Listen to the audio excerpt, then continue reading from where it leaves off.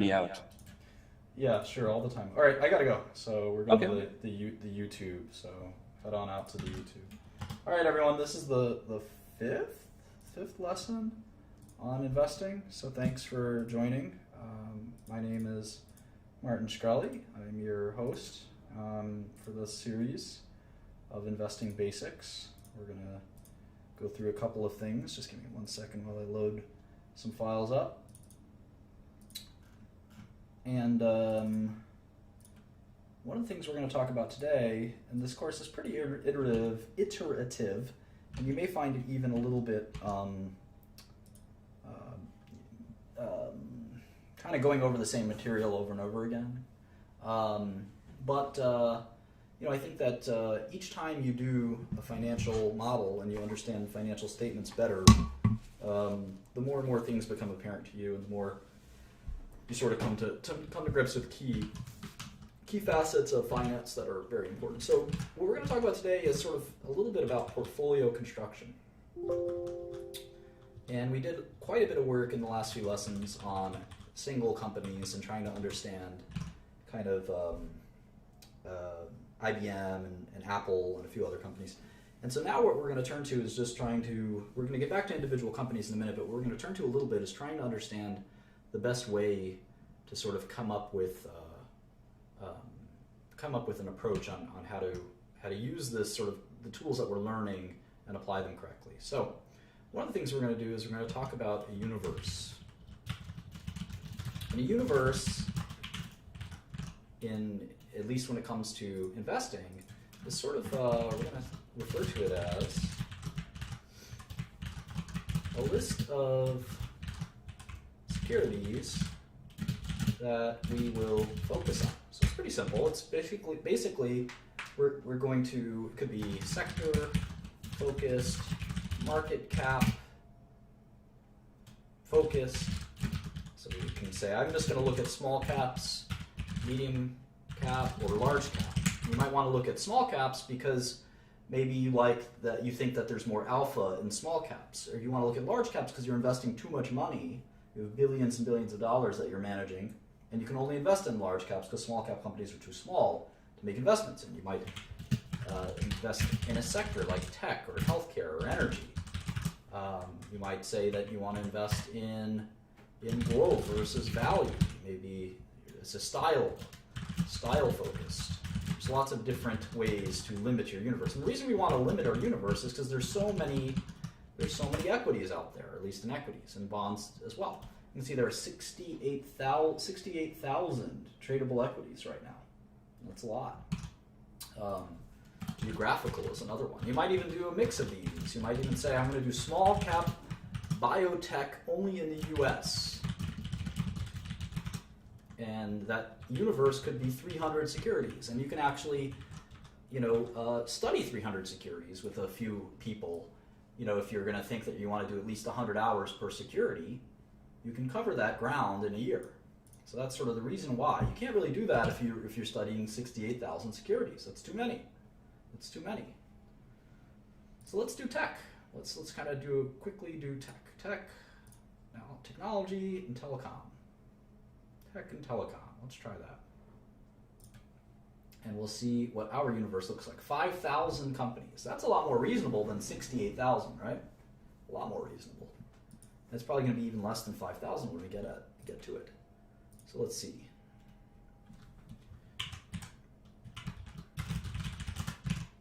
All right, here's tech. So Apple, Alphabet, which is Google, I guess, Microsoft, Facebook. Those are the four biggest tech companies. AT&T, China Mobile, Verizon, Tencent, Oracle, Intel, Cisco, IBM, Taiwan Semiconductor, TSMC, SAP, NTT Docomo, NTT, not the Docomo, Vodafone, Qualcomm, Deutsche Telekom, DT, Tata. We talked about Tata yesterday, right? They're like the IBM. Or IBM's big competitor, I think. KDDI, I think that's a Korean. No, it's a Japanese company. BT Group, that's British Telecom. SoftBank, Baidu, Broadcom, who else? Texas Instruments, TI, Telefonica, EMC, America Mobile, that's Carlos Slim's company, right? Salesforce.com, Telstra, it's an Australian company. Orange, Singapore Telecom, Adobe, you know Adobe, Etisalat, ASM Lithography, China Telecom, Infosys.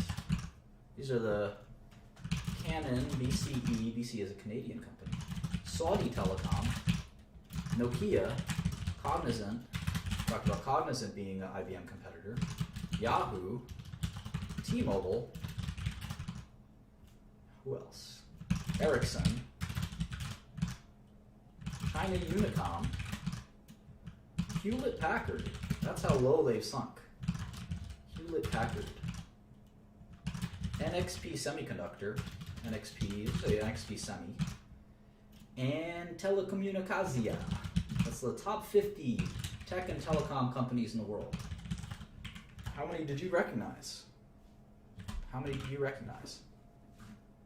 These are all international publicly traded tech companies, and they range in market cap from 500 billion or so for Apple to 26 billion. 26 billion. We're going to use the Excel freeze panes to freeze it like this. And we're going to save this file and we're going to call it just tech. And I'm going to upload this to the share drive. Call it tech. Let's put the stock ticker here, Apple. And we're going to put US if it's a US company. MC is market cap, right? And this way we can kind of compare, all in one file, we can compare all of these companies. In fact, we can even make links. Here's our Apple model. We can open it up super fast, check it out, then open up our, what we did, IBM, right? We can do our IBM model. That's pretty cool, very handy. Let's see, stock price, right? Market cap, net cash, enterprise value. We'll look at all this in a second. We can make this all automatic too, but I'd rather do it like this. Maybe the prices we can make automatic. 103.01 for Apple. How about IBM? It's like 170, 137. A little dyslexia going on. Alphabet, Facebook. So which one should we look at next? Well, if we learn Tata, we learn a little bit about IBM. If we learn SAP, we learn a little bit about IBM's software business. If we learn Dell and EMC, Dell is now a private company, we learn a little bit of IBM's server business. So they're all kind of interconnected. For Apple, we would have to look at AT&T, their biggest customer. And their competitors would include Alphabet or Google. So there's a lot of reasons that we want to learn one industry. Because if we started to look at, if we put Coca-Cola in this list, it wouldn't tell us anything about any of these companies. But look at all these telecom companies are big customers, right, of companies like Cisco. They're big customers of all these different equipment companies. So there's a food chain. Sometimes we call that a food chain or supply chain. And it all links together. So we can study this by sort of having, let me make a new file here. You can sort of draw this stuff out. I know a lot of people like to do this in tech. I'm not a tech expert. People like to do stuff like this. I say Apple. You can even just put the stock ticker, AAPL. They sell phones to who? AT&T. Or their AT&T's a carrier, I guess, right? So you have this relationship. And you have this relationship to what? The consumer, right? Consumer. And who does AT&T buy equipment from? Cisco, right? Cisco, Ericsson, Alcatel, all these companies, right? Nokia.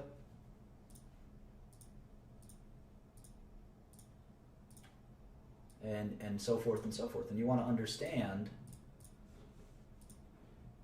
how all this works. Does Apple buy Intel chips, or do they make their own chips? I don't even know. We'll have to learn all of this stuff.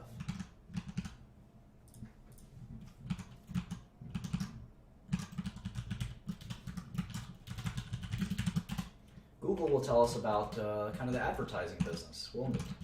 Microsoft is pretty diversified themselves. Facebook and Google are arch rivals. AT&T, of course, very important to all of this. China Mobile is our first foreign company. This trades in Hong Kong. We're going to trade some Hong Kong stocks here too. Verizon, well, they're very important in all of this too. So Verizon, we can make Verizon over here.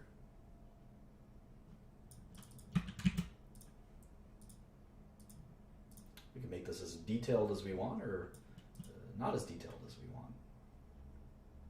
Maybe we make it over here. And all of these guys, by the time you're done, this thing will be indecipherable, basically, right? Let's see, this is not accurate. This is kind of goes here. So these guys are competitors, Verizon and AT&T. And they also go back to the consumer. Now, Verizon also does triple play, right? I don't think AT&T, maybe AT&T does have triple play, but I'm not sure. Verizon is a cable company too. So we'll keep doing that and getting that squared away. Tencent also doesn't trade in the U.S. It's a Hong Kong company as well, 700. The tickers in Hong Kong are numbers. You can see that. Oracle and SAP are arch rivals. Here's SAP. Intel, of course, has very little rivals at this point. Cisco, Taiwan Semiconductor, trades in Taiwan. SAP technically trades in Germany, but also trades in the U.S., and so forth and so forth. So Tata trades in India. So we're going to want to look at all of these companies. We're going to want to look at all of these companies because they're all interrelated. Now, obviously, some of them aren't interrelated, right? Facebook is thinking about making a phone, I've heard, but they're really, at the end of the day, just a kind of a social networking company. And you see the relative market caps are very interesting to kind of see how they stack up. Verizon might be a fun one to look at, I'd say.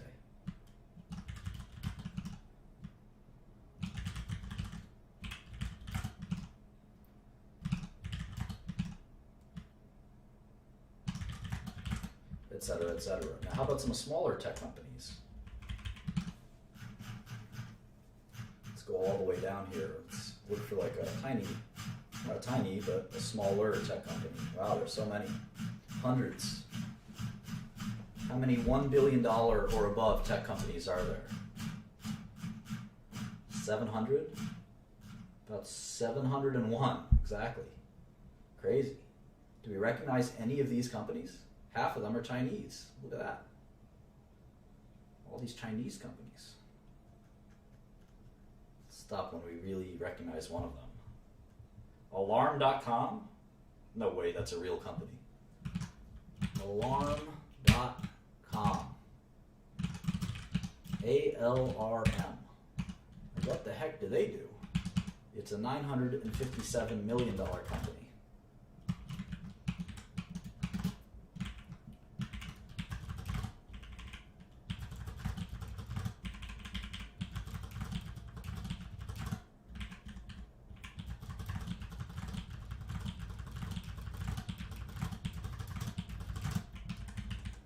Alarm.com.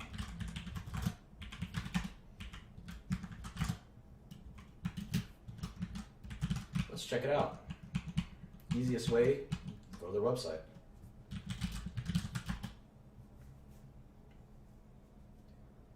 Protect what matters most. Cutting edge security you can rely on. Okay. Sort of sounds like a 24/7 emergency response alarm company.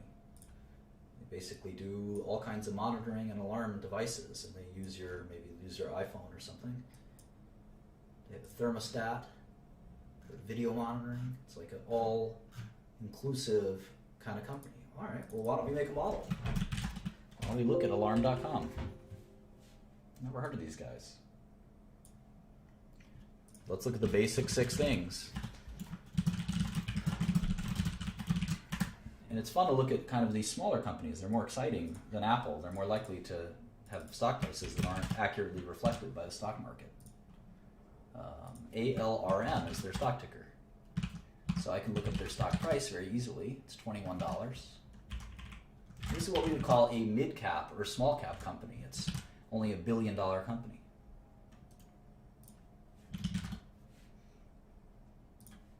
Go to my SEC search box. CEO's 3 alarm. Funny. All right, 10K. They're in Virginia,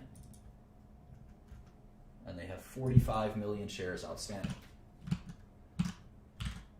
45.582 million shares outstanding as of Q4 2015, at the end of Q4 2015. So that makes it roughly $1 billion company. This is much more reasonable, a $950 million company. It would take you $96 million roughly to buy 10% of the company. It's affordable. There's the 10K. All right. First page of the 10K. We are a leading platform solution for the connected home. Through our cloud-based services, we make connected home technology broadly accessible to millions of home and business owners. Software as a service. We're going to see this a lot in technology. SaaS or SaaS, software as a service. Blah, blah, blah, blah, blah. All right. I don't want to read this yet. I want to do the top 6 that I look at. Stock price, shares outstanding, market cap. How about cash? Do you guys have any cash? First thing I care about. Show me the money.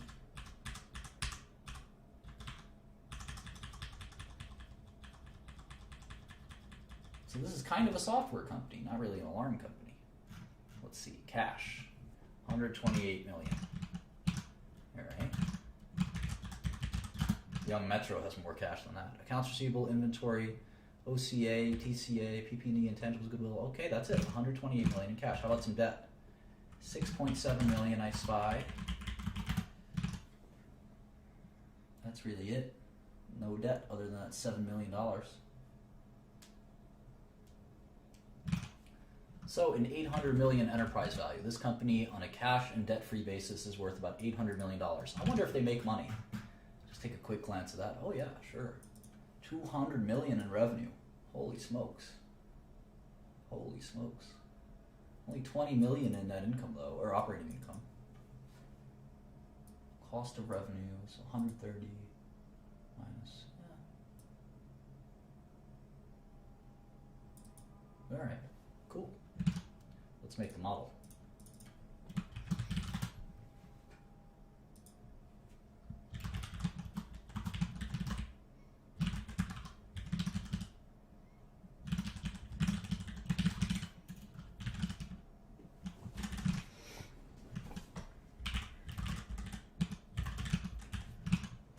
Look at that revenue growth. Pretty amazing, huh?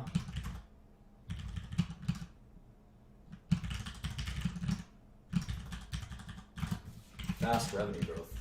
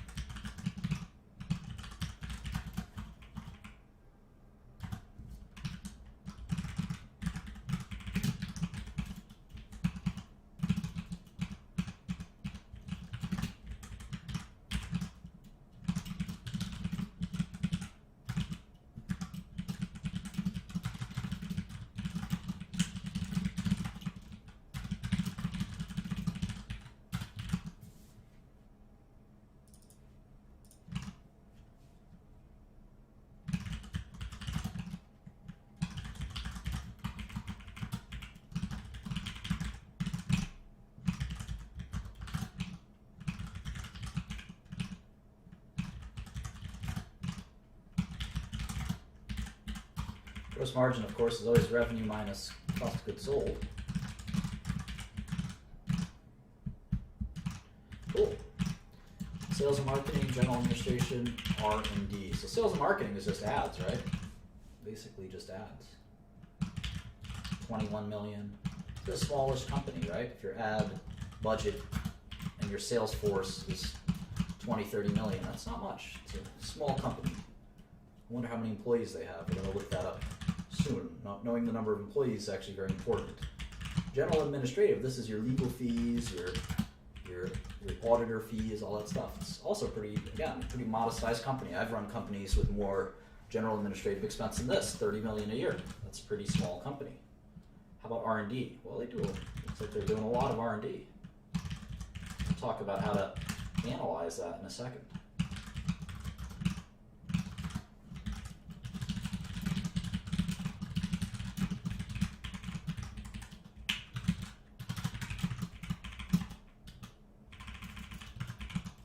You can see their operating income has been rising. It's about 25 million a year.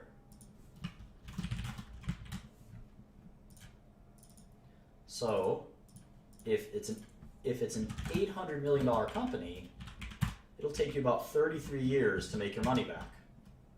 It's enterprise value to the earnings. Let's go back to our list here. So let's see, the market cap, let's see, what's the stock price? It's $21. The market cap is the stock price multiplied by the shares outstanding, which in this case is 46 million or so.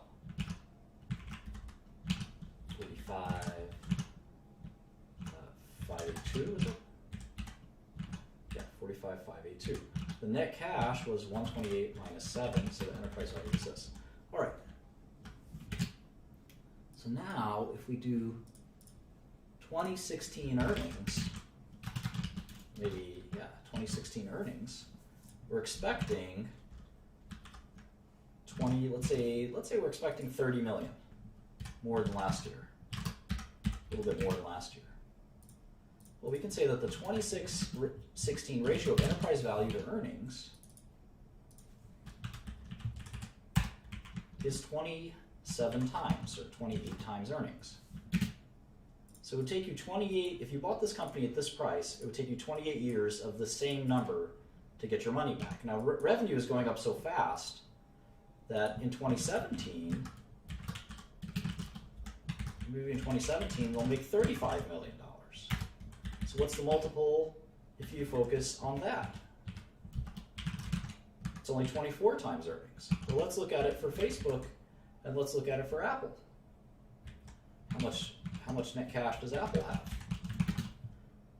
And let's look at it for IBM, I should say, not Facebook. All right, well, Apple has 5545 shares outstanding. 5545. And the net cash is 152,776. So their enterprise value is 418. And we could just take what Wall Street is saying for 2016 and 2017. You can do this in Yahoo Finance too. They have this on Yahoo Finance. We do it like this.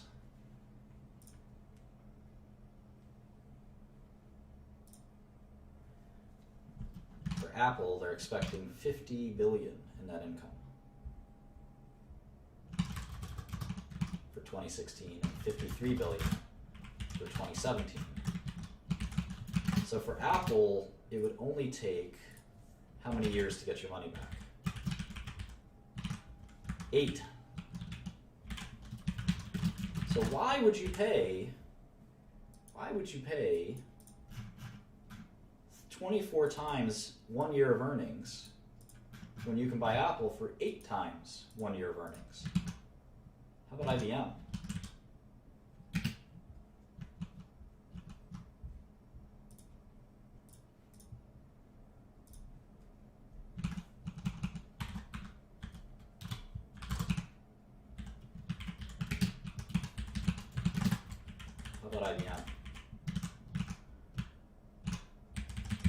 IBM is negative net cash, right? Negative 31,695.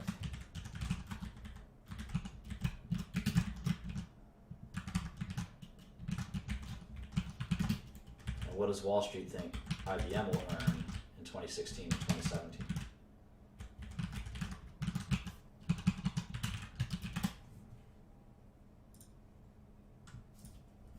12,770,000,000 and 13 billion. So IBM is technically cheaper. It's not actually cheaper, but on an enterprise value to earnings ratio, it's 13 years. The company is worth 165 billion. If that doesn't make sense, stop and go back to the first few lessons. The company is going to make 13 billion a year. If that doesn't make sense, stop and go back a few lessons. So on a ratio basis, you're buying a company for $165 billion. You could buy a share of that company. And the company is making $13 billion a year. So it would take you 13 years. Apple will only take you 8 years. It's pretty amazing. Do I have this right for Apple? Let's see. Net income. Yeah, that's right. Eight times earnings. Pretty crazy. So people are more concerned that Apple can't keep up these earnings than even IBM. That's what you can imply by this. It doesn't mean that you should buy Apple and sell IBM. It means that the market's very worried that these earnings may fall victim. So it's assigning it a higher discount rate. Because if you do the opposite of a PE, you can do an earnings yield. So you do 1 divided by, or you can do the earnings divided by the market cap. It's like a bond. And you can see it's yielding 12%, which means it's a higher, in essence, discount rate. Higher discount rate.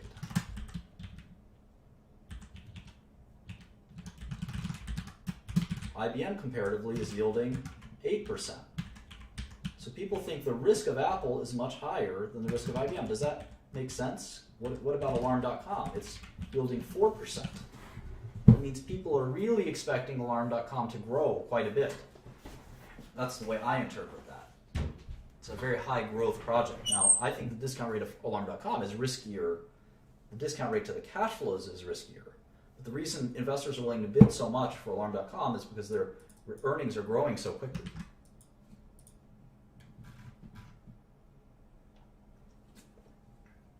So we have a lot to think about and discuss, but we're trying to slowly get a sense for all of this stuff. So let's keep going with Alarm.com. Why investors will pay so much for growth companies is something we'll talk quite a bit about, and it is a rational thing.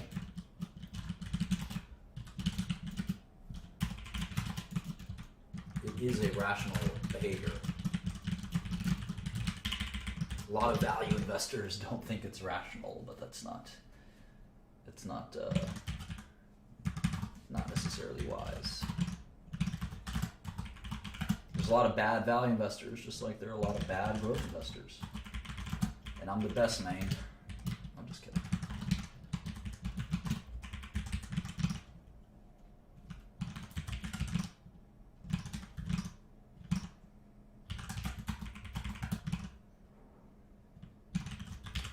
So one of the things you might notice is that my numbers don't match up to their numbers, and I want to talk about that as soon as I finish.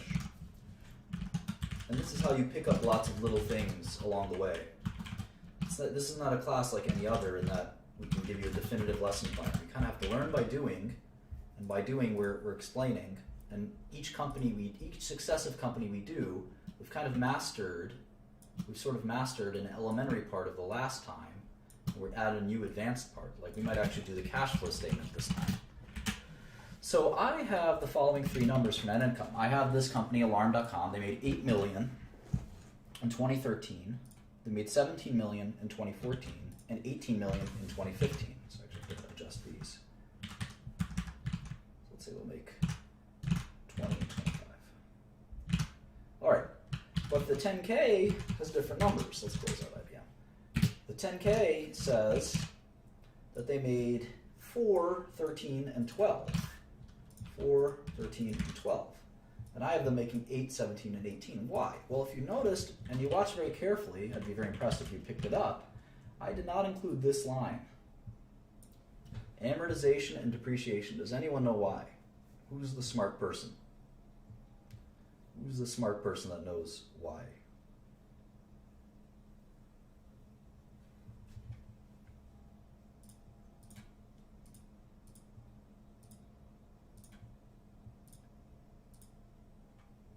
It's a non-cash expense. Way to go, Gaslight. Way to go.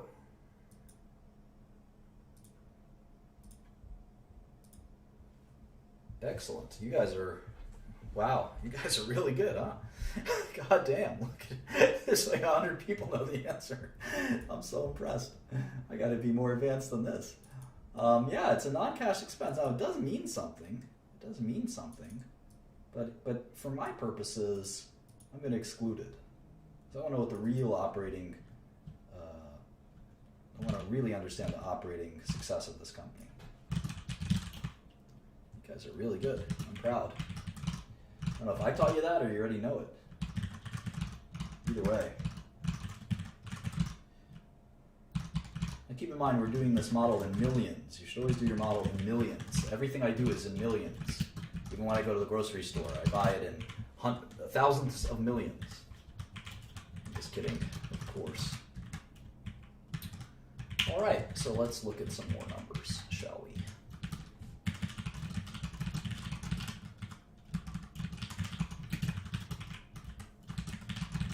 Some of you are fast students, I'll say that. How about margins? Let's do revenue growth. These are the kind of the two metrics they always want to look at for any company. Revenue growth and gross margins. Get my microphone a little closer to me here. Try to move the keyboard away a little bit. Revenue growth. 25% revenue growth, very high revenue growth. We're not doing the blab anymore. It's no co-host worthy. I wish Akil would do it. Akil would be worthy.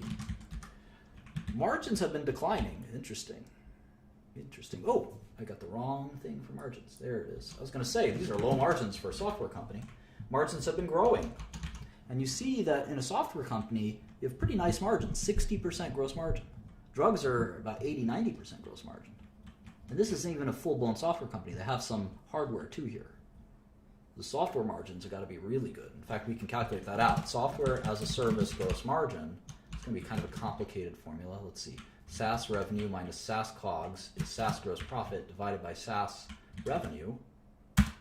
80% gross margin on software. Well, software is easy. You just hire some programmers, right? There's no goods. It's all digital. So the cost of goods sold is just your programming costs. Pretty neat. I like to write adjust, by the way. Write adjust everything. If you guys ever make my models for me, and maybe I'll pay you money to do that. If you're my employee, you have to write adjust everything. I think that's best because the numbers add up like they would add up in addition. If you make them left adjust or center, they don't look as good. And that's why all of these numbers are right adjusted as well. That's how they're made. All right, so let's go to the Q real quick. And I'm wondering if these 13G filings are, remember, for owners who own more than 5% of the company. These are the big dogs. These are the big ballas. That's a technical term. Let me write that down for you. When you file a 13G filing, 13G or 13D filing, you are a big balla. So let's see who owns this company. ABS Capital Partners, Stephen Trundle, maybe the CEO or something, who knows. And, Franklin Resources, a big mutual fund. I'm friendly with some of those guys. And you have the 8K filings, which are the current reports. So we see 10K, which we know. Now we know the Schedule 13 filings. Let's look at this 8K. An 8K is sometimes called a current report. So it's any news, any material news, current report. And you can basically get everything you need just from the SEC filings. So any material news has to be in 8K. And if you look at the actual Form 8K, you can see here, looks like an SEC form, and it just says, we issued a press release. Attached, please find the press release. Well, here's the press release, and it's the quarterly press release. So pretty simple stuff. And you can see they give guidance. So they're actually saying, for 2016, we expect total revenue of $236 to $240 million. Let's go to our model. Well, last year was 209. So 236 means that's going to be another 20% growth. They expect 236 to 239. Ooh, that's less than 20% growth. They're slowing down. In fact, they have to grow only 14%. So they're really slowing down their growth. I bet their margins will still be really good. Let's see. Let's calculate. What do you think their margins would be? 60, it was 58, then 60, then 63. Maybe it's going to be 64. So their gross margin would be 152 million. Sales and marketing, let's see how much sales and marketing has grown year over year. I wonder if it grows faster than revenue. It shouldn't, right? Your costs will hopefully grow slower than your revenue is growing. You have a problem if it goes the other way around. Well, they're definitely investing in it. It keeps growing. So let's assume that their costs grow by 10%. How much income would they have? They've jumped to 34 million in income. I don't know how much interest they'll have. You can see they have taxes. So let's say they have 30% taxes. So we'll do 24 million. 24 million in net income for 2016. But I'm curious why they're only forecasting 14% growth. That's sort of like a somewhat weak growth compared to the last several years. Now, it might be because they're just a bigger company and you can't grow forever, can you? Can't really grow forever. They probably don't need much in G&A, right? They should probably not grow that much, or R&D. Spending quite a bit on R&D. So maybe they'll make 28% year over year. And if you look at net income year over year, it's kind of interesting. If you have 14% growth in net income, how much growth should you have in 14% growth in revenue, how much growth should you have in net income?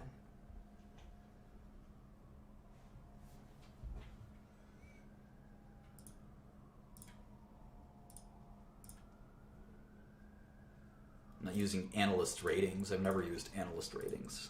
Buy, sell, never.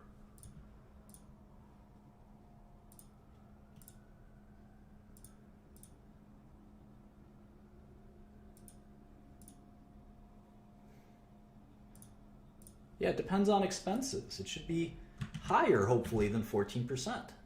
That's called, we call that leverage. Leverage. And I'm disappointed that so many of you got this wrong. I'm disappointed that so many of you got this wrong. If revenue grows, so let's say this is 2015. This is 2015. You have 100 million in revenue. And this is your lemonade stand. It's the most successful lemonade stand ever. I used to give more kind of provocative examples, but I think because these lessons are being recorded, I'm going to keep it very tame. This is a lemonade stand, and you sell the best lemonade possible, and you have 100 million in revenue, and you have 50 million in costs, sugar, lemons, I don't know, ads. It's a very simple income statement. Very simple income statement. You have Phil Kobe's here. So you have 50 million in profit. Let's say your revenue grows by 10% for 2016. What's your revenue? It's 110 million, right? And let's say your costs only grow by 5%. That's what, 50, help me out here, 52.5 million? Right? So what's your profit?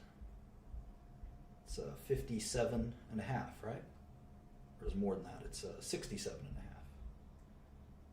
I need a calculator. Hang on.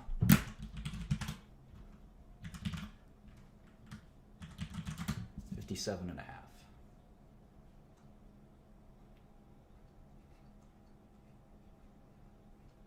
So what is the percentage increase?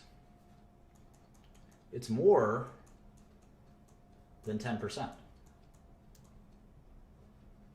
We call that operating leverage. What if the costs grew the same amount? Would X equal 10%? Let's see. Change this to 10%. We change this to 55, right?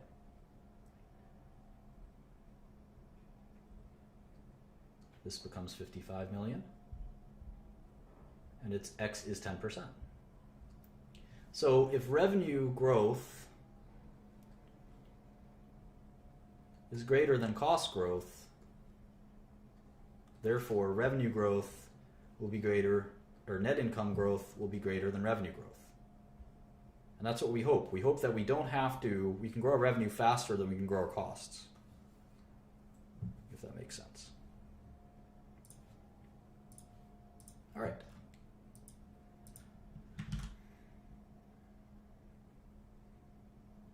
Yeah, variable costs, fixed costs, it's a good question. You can have a variable cost, but this still has to, it's a necessary cost. Anyway, let's get to the 10Q. Or at least we have the press release for the Q4 results. So let's pop those in real quick. Let's pop those in.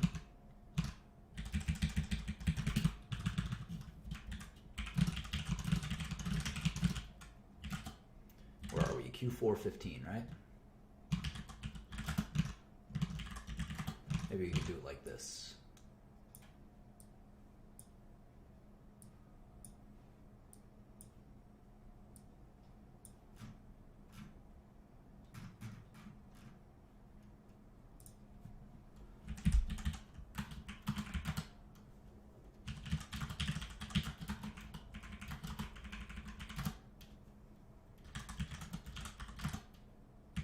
It's crazy that their biggest expense is R&D. It's almost like they have a lab studying alarm technology. It's pretty advanced stuff for an alarm company. Now again, I'm excluding that amortization and depreciation. We're going to get back to that in a second when we go to the cash flow statement. Since you guys are so fancy and you know everything, I'm going to hit you with the cash flow statement. And we'll see how smart you are then. We'll have your brains turn to mush as you ponder cash flow statements. What am I doing here? What am I doing? I need a line. Here we go. All right, and to copy paste, we're just going to copy and paste everything and put it there. We're going to, let's see, maybe make this even a little bigger. Trying to see that Q4.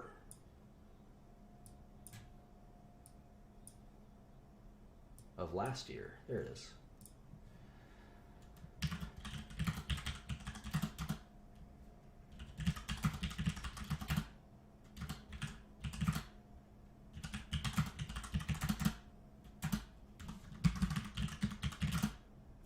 Oh, did I? Oh, look, I made this in thousands. I made this in millions. Uh-oh. SpaghettiOs. I gotta fix that. Let me change it around.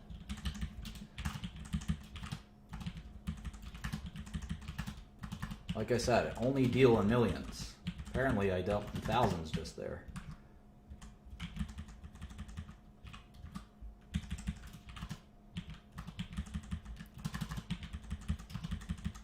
There we go. Easy peasy.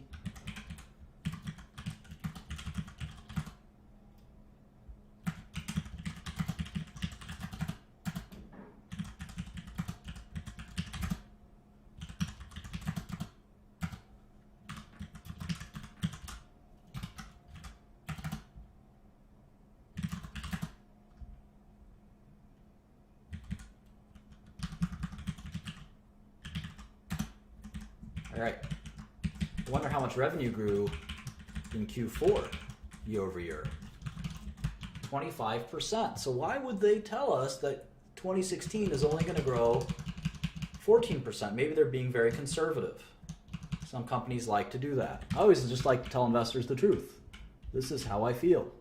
I might be off up, I might be off down, but that's how I feel. Look how fast their costs are growing. Costs are growing faster than their revenue. Crazy. Madmen here. Their R&D is exploding. And that's why their net income is not growing. They actually made, even though their revenue grew by 25%, their net income fell. Crazy. These guys are really investing in their business. They may be just overspending. You never know. That's why you have to judge management and see if they're making smart investments. All right, let's go to 10Q for Q3. We're pretty slow here. We gotta pick it up. And again, it's pretty good because you can just copy and paste these formulas.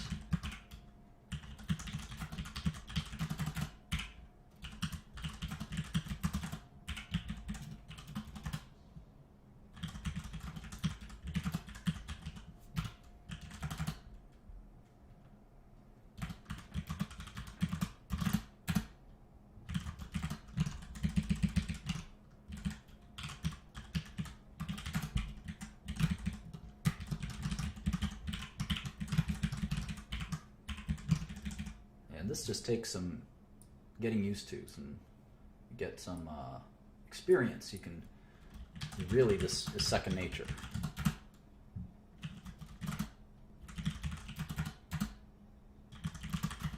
And that's why you have to practice. I mean, there's no two ways about it. You got to do hundreds of these, and then you really start to learn. You got a sixth sense about business, and this is all free. You can sit here and model companies all day long, all day long. That's what I do all day long. You get a sixth sense about business. You really do. You just got to focus on one industry because you learn a lot by learning each of these companies. Like if we thought that there were too much R&D expenses here, we could go to Alarm.com CEO and say, you know what, I look at every other software as a service company and they don't spend as much on R&D. You guys are wasting money. But you can't do that if you're covering beverage stocks and software stocks. That you don't have any credibility. And it's important to have some credibility. At least that's my strategy. There's other people that like being diverse in sectors, and they call themselves generalist investors. I don't quite trust that. And you know what happens when Young Metro doesn't trust you. This company just went public. I can tell because they only had 3 million shares outstanding, and that jumped to 20 to 50 million shares. That usually happens just before you go public with an IPO. If Young Metro don't trust me.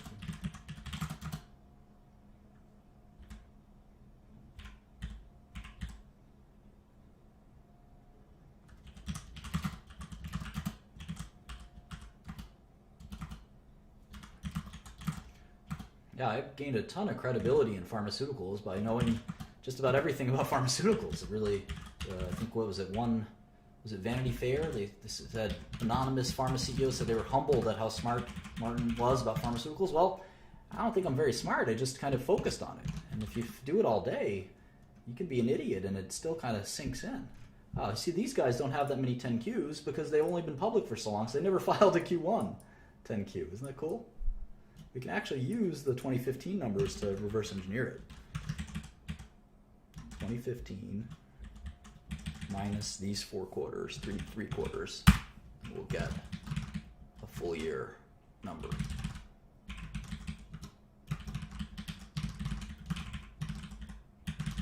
So it's not that hard. You just have to be really excited about what you're doing. You can imagine that this isn't very exciting to some of you, and that's fine. You weren't made to do finance. You can do something else. There's no pressure.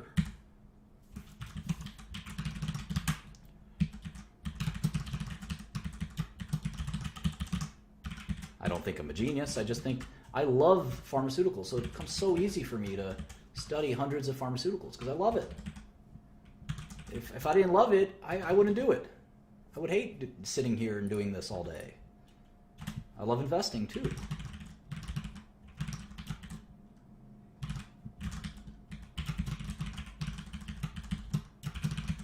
I like working hard and making people happy with my good results. It's a great feeling.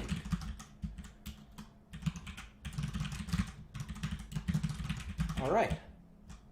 So they've had these 60% margins for a long time. They've had that 25% revenue growth for a long time.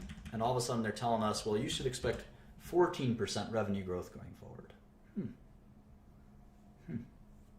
Why? Why? Let's see. It's the leading platform solution for interactive security in the connected home.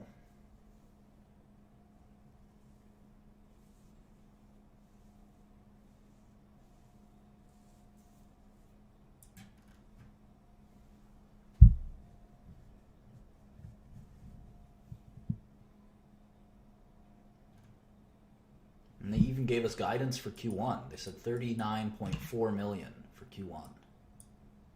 39.4 million for Q1, which is pretty similar to last quarter. That's why their revenue growth is slowing down. They know well, that's still 25% growth. So how the heck are they going to slow down that much? Just seems to me that they're being too conservative. They're being too conservative with their numbers. And I don't personally like it when companies do that. I think they should just be honest.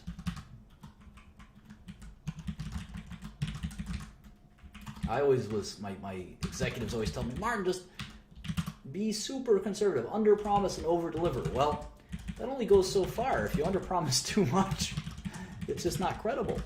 I don't believe in that. A lot of people don't like that. But I like to keep it real, as you know. Like Dave Chappelle. Look at their tax rate. They're an American company. They probably have only American customers, so their tax rate should be 35%, but occasionally it's not. That's a big problem for a company when your tax rate is 35%. It's very hard to succeed. Maybe this will be their future. It's hard to tell. Their New Zealand market, Jesus. I wonder how many customers they have in the U.S. I wonder how many employees they have. All these things are jumping into my head. I want to know everything about this company. Here's a cash flow statement. We got cash flow, 27 million. That's more than net income. Their net income was 11 million. That's a big difference. Looks like some of it could be one-time in nature, swings in accounts receivable and things like that might swing back. We'll talk about free cash flow and stuff like that.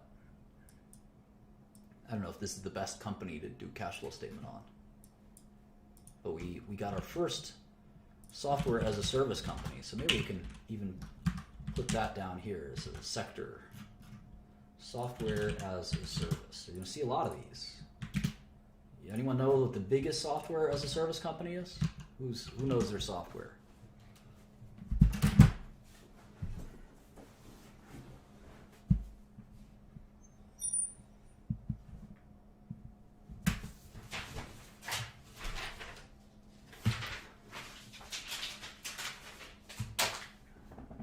It's not Amazon or Oracle. Q1, Q2, it's quarter one, quarter two. It's Salesforce.com is the way I would think of it. Definitely Salesforce.com. I mean, pure play company. Software as a service, I would say. Salesforce.com. When I think of software as a service, I think of a company that is charging you a recurring monthly fee, something like that. That's software as a service to me. Salesforce.com. Yeah, maybe Oracle, but Oracle is more of an enterprise. In fact, let's write that down. Oracle Enterprise Software. And Salesforce is kind of like hybrid enterprise software as a service. This is IBM, I'm writing consulting. Consulting off outsourcing. That's what IBM is. Pretend that they're the cognitive computing bullshit, but it's all they are is a consulting and outsourcing company. How about Apple? Consumer electronics? Right? Consumer electronics? What's AT&T? Telecom? Maybe we just call it carrier? Or just telecom? Verizon's telecom, China Mobile's telecom, and maybe we just take telecom out and we move it to the bottom. We say, I don't want to look at telecom. I hate telecom. Put telecom down here. Maybe you don't hate telecom. Maybe you just want to look at it separately.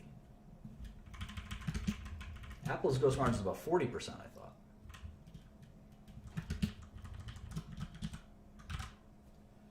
What other big telecom companies? NTT, Vodafone, these are all telecom. I don't want to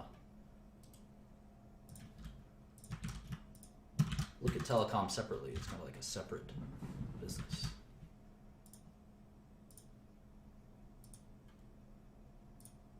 Telefonica, BT, DT.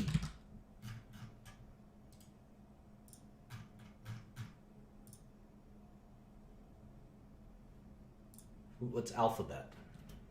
What would you say Google does? What would you say Google does? Search engine? How about Microsoft? Enterprise software? Business software?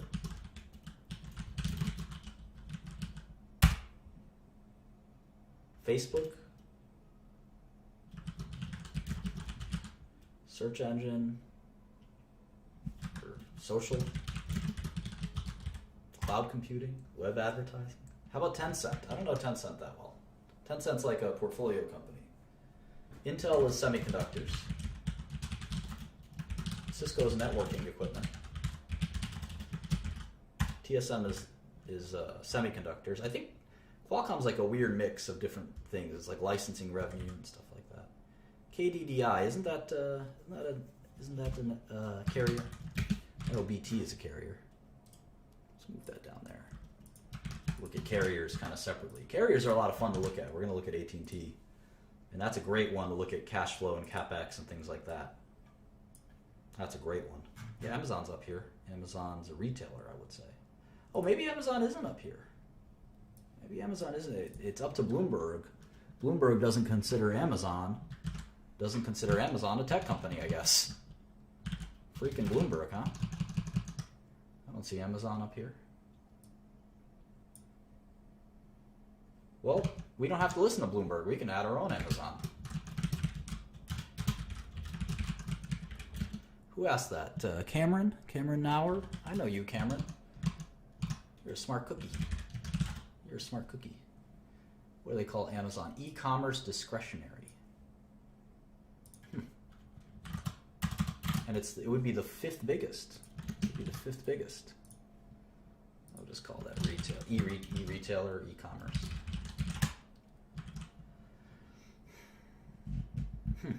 I think it's a tech company. It's sort of a mix of retail and tech. Why not? It's up to us to include it where we want it, right? Texas Instruments, this is a semiconductor company. Telefonica, that's a carrier. Who else? EMC, isn't EMC, do they keep EMC stuff public? Dell owns most of that now, right? American Mobile is a carrier.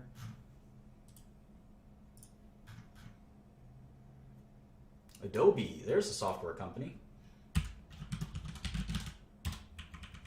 Orange and Telestra, those are also telecom. China Telecom. BCE, I think that's a Canadian telecom company. Saudi Telecom. So if you exclude the telecom, the list is, at least the biggest companies, is a bit smaller.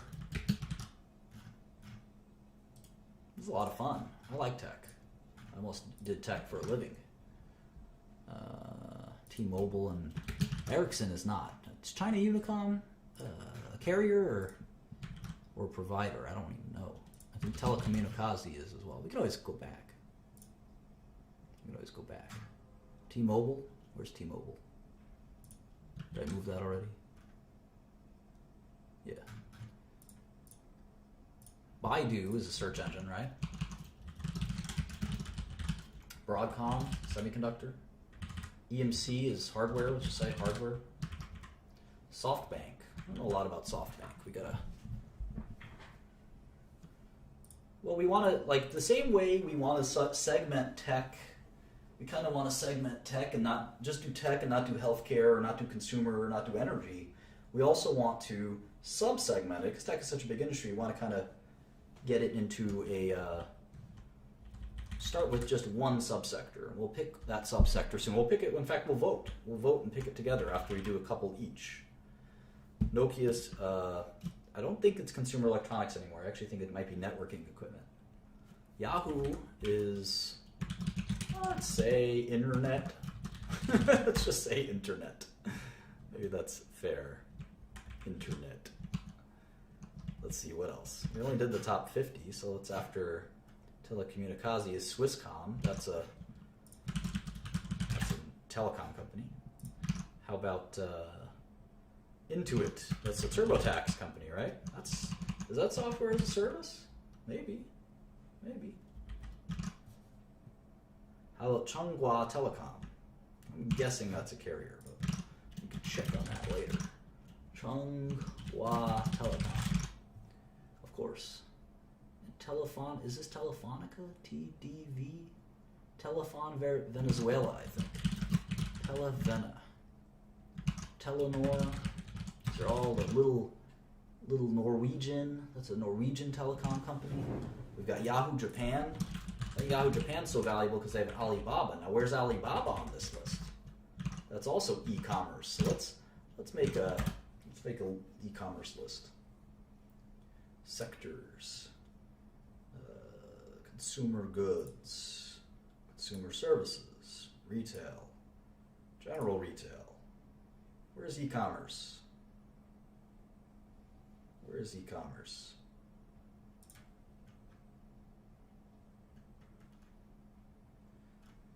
Tech,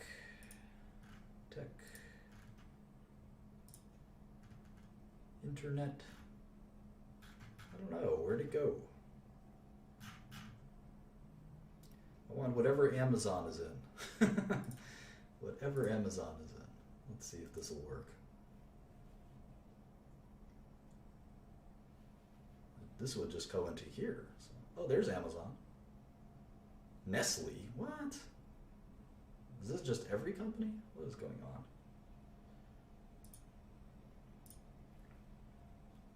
Sector. Oh, I put consumer. All this stuff? I just want internet.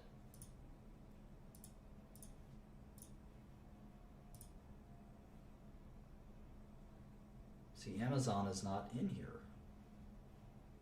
That is annoying. Let's see if we can do it a different way.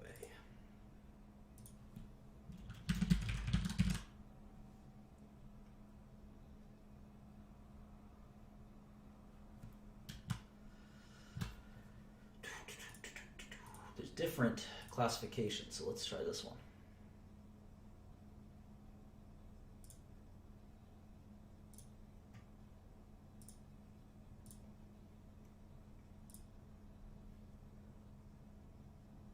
Mute. Oh, we'll move that. There we go. Amazon and Alibaba and JD.com and eBay. Right, so we got Amazon, which we already put down. Alibaba is 178 billion.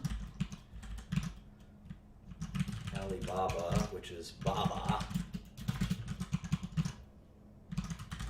actually 179. A little bigger than Amazon. All right, let's go back to here. Well, no, we're doing this in market cap order, so we're going in order of the biggest companies. So some of the companies you're mentioning are too small. Applied Materials is a semiconductor equipment company. I'm just going to write semiconductor. Semiconductors. ASM is semiconductors. Right, what about Corning? It's kind of a complicated company.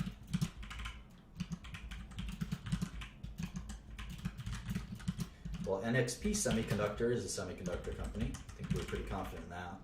What does Hewlett-Packard even do anymore? We'll call that hardware? Poor Hewlett-Packard, huh?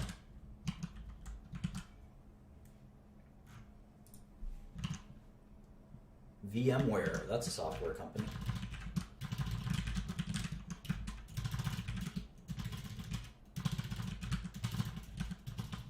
Oops, we got fat fingers today. Is that software as a service? I don't know. Enterprise software, security software? Telia Sonera, that's and Telecom Italia, those are both carriers, I think. These foreign carriers are very interesting stocks, I must say. ARM Holdings, I think that's a semiconductor company. Yeah, I know it's virtualization software. Fujifilm. Fujifilm. Interesting. Wipro, that's another consulting company.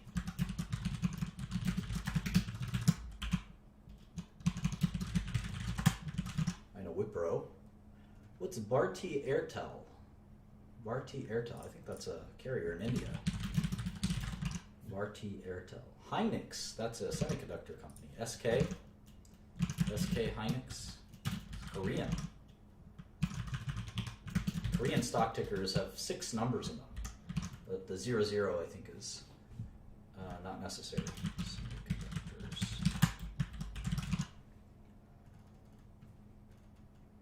Dassault, HP Inc. I thought we had Hewlett Packard. Oh, they split it. It's HPE, Hewlett Packard Enterprises. I didn't know the split was done. And then there's Hewlett Packard. Huh. Dassault is a French, I think, software company. HP Inc. I don't know the difference. One of them must be hardware. Rogers Communications, that's a carrier. There you go, enterprise and consumer. Hedy Holding, I don't know what that is. Hedy Holding, Chinese company. NetEase, I think, is software. Level 3 Communications, it's not a carrier, Level 3? Pretty sure it is. What else? It's a lot of fun to me. HCL Tech. I don't know HCL Tech. I think it might be a consulting company. Indian. Cerner. I know what Cerner is. That's a healthcare company. NVIDIA. That's a software company. I'm their biggest customer. Semiconductors.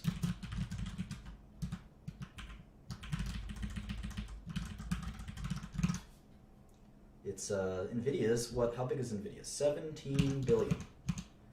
17,500. Let's take alarm.com and pull it down where it belongs.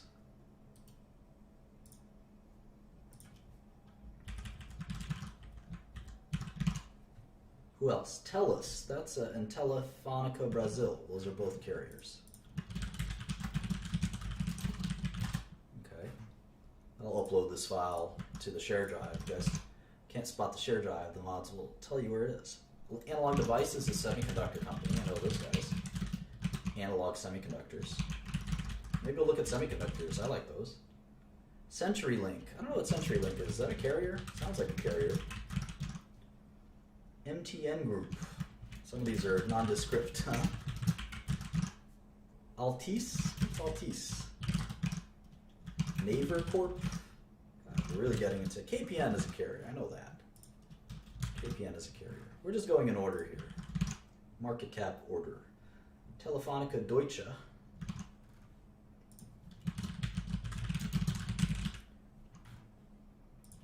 Is it a cable company, CenturyLink? I'll move it into telecom. Who else? Checkpoint Software. Those guys are security software, right?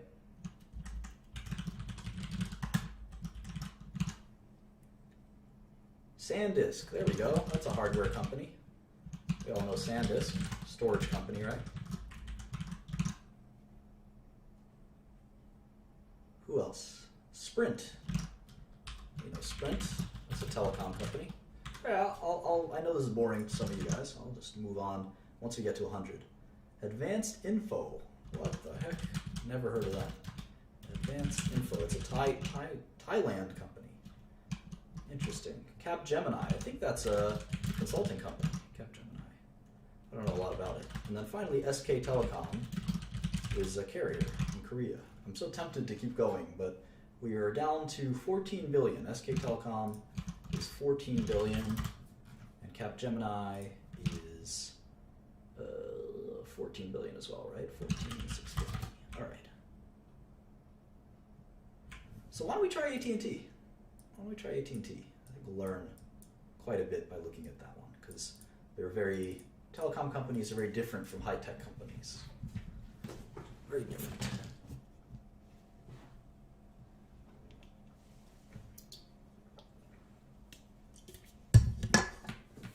All right, let's make a new model.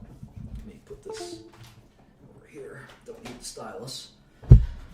All right, let's close our alarm.com model. We'll get back to it someday, I'm sure. Let's make the link. Let's make that link. Here it is. Let's do AT&T real quick. What's the stock price of AT&T? It's $37.93. All right. We're going to look at the 6 things that we care about the most. And this time we're going to do a cash flow full model for AT&T. This is going to be at least an hour, so buckle up. And this is going to be a real roller coaster. I feel like I should drink a cup of coffee.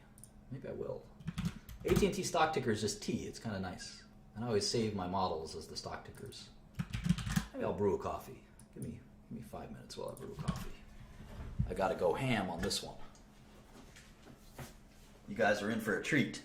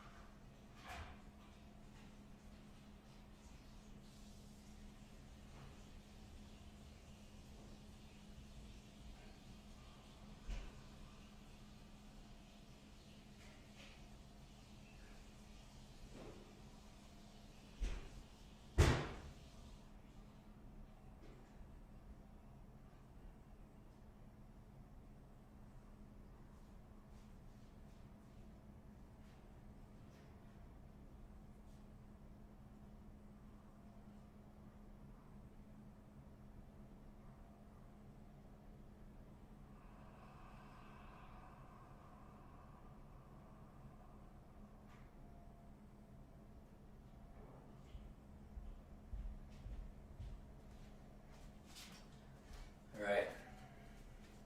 Let's get ready to rumble. I'm going to need this stylus because I'm going to teach you guys all about some serious business in a minute. All right. We're still on the SEC website, which is helpful. We're just going to type T for AT&T. Their most recent 10K. Most of corporate America has filed 10Ks recently. All right.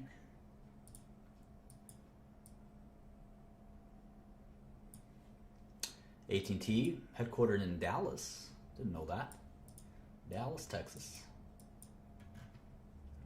6.1 billion shares outstanding. 61.51. It's a $233 billion company. It's about half the size of Apple. It's a little bigger than IBM. It's nice to know these things, you know? Who's the bigger company? If someone says, oh, AT&T is much bigger than Apple. No. Not true. AT&T is half the size of Apple. All right, so I'm going to go to our handy-dandy comparables, and I'm going to put down AT&T stock price, multiplied by 61.51. There it is. All right, how much cash do these bad boys have? Well, they're like any other company. They have two parts to the annual report. So you got to click here. Let's look for that balance sheet. My eyes can just spot the structure of a balance sheet even though I'm scrolling like this. I immediately see it. You too will develop this sixth sense. All right, cash, 5121, $5 billion in cash for AT&T. Accounts receivable, prepaids, other current, et cetera, et cetera, et cetera. Investments in equity affiliates. I'll count that. Why not? YOLO. So they have $6.7 billion in cash. How about debt? Holy smokes. Look at this. Long-term debt, $118 billion. $118 billion. They have $7 billion in cash and $118 billion in debt. So the enterprise value is a whopping $345 billion. Debt maturing within a year is another $7 billion. So AT&T is the most debt that we've ever seen in a company. The most debt we've ever seen. And they even have this pension debt, which is $34 billion, which is quite a bit. Quite a bit. I wouldn't underestimate that. Pretty important.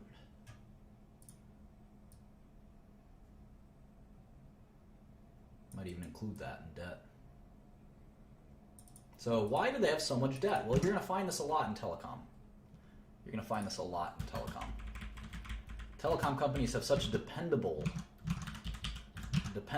income that they can kind of leverage. They can leverage with debt, but it can be tricky as well. We'll talk more and more about this. But no, it's not about size. Look at Apple. Apple has huge net cash. It's really more about kind of investment style, I guess. Yeah, the direct TV acquisition would certainly contribute to that. See, even IBM has modest leverage compared to AT&T. Half of AT&T is debt. 200 billion market cap, 120 in debt, 350 enterprise value. Crazy. Pretty crazy. All right.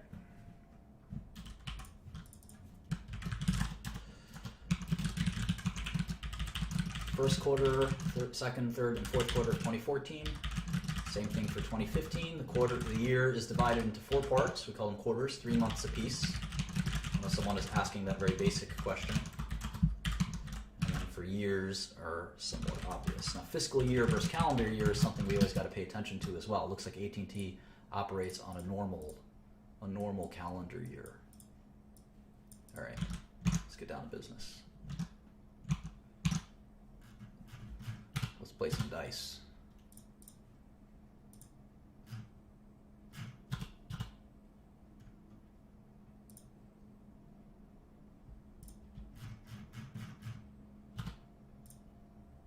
All right, here's I'm out of the 10Q. I went to the 10K. I'm into the 8K for the Q4 earnings release. If that makes any sense to you guys.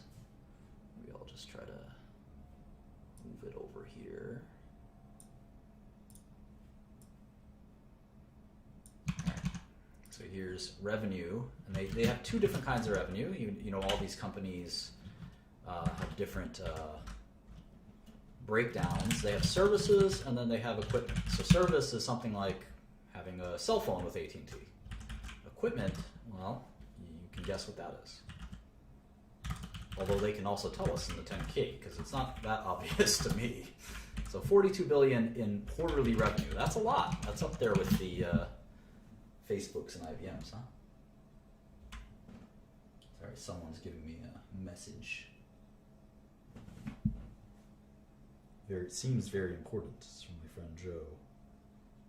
Oh, I don't think it's that important, actually.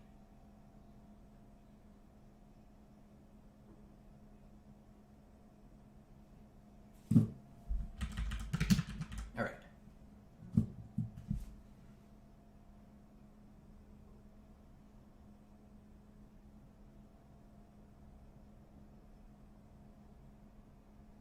Sorry about that.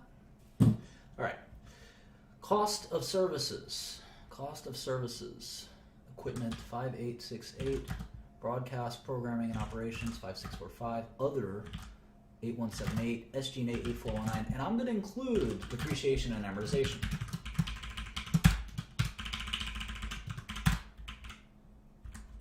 I'm going to include it, and you'll see why. AT&T is very different from other businesses. It's the only time I would ever include depreciation and amortization.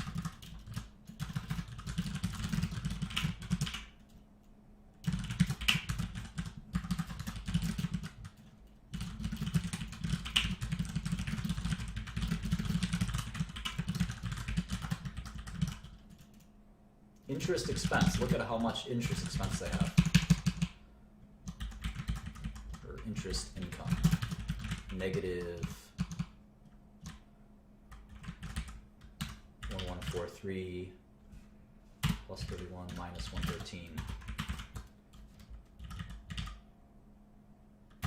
And we should also do this loss net income attributable to non-controlling interest. What is that?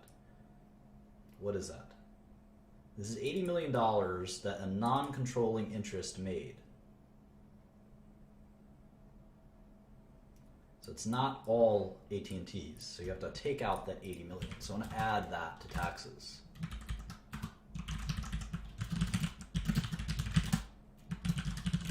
Call that minority interest. So it's $4 billion of net income in 1 quarter. So immediately I'm going to say, all right, so first I see it's about a 10% margin. And I look at it year over year and I see that it was $34 billion last year. So that's pretty powerful growth. I'm wondering if that was due to an acquisition. It probably was. AT&T would normally grow that fast.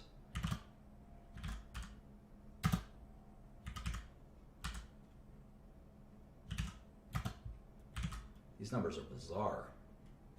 There's a lot of GAAP and non-GAAP issues I think we're going to have to contend with here.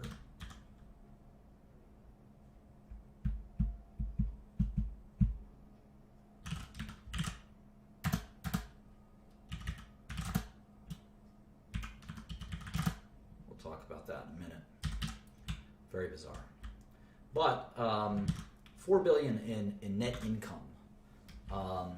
So that tells me if they're going to do $12 billion in a year, well, $16 billion in a year, that's a 22 years to making your money back, if that makes sense. It's a crude measurement, but it's always interesting to sort of quickly get a sense for that. And we're going to slice and dice this a million ways, trust me. The first thing we're going to do is triple check this. It seems like there's some one-time cost or something funky going on in here. I don't think they had $15 billion in SG&A, for instance. I think there was probably some one-time cost. Abandonment of network assets, I'm not including that one-time cost. I'll tell you why I'm including depreciation. It's a really important part of AT&T's business. So they lost money last quarter, but I think it's probably due to accounting reasons. Other income. All right, so I want to make sure I got this right. Minus 143, equity in net income plus 31, other expense. Okay, so here it's minus 856, minus 13, plus 125. Okay. I'm pretty comfortable with this.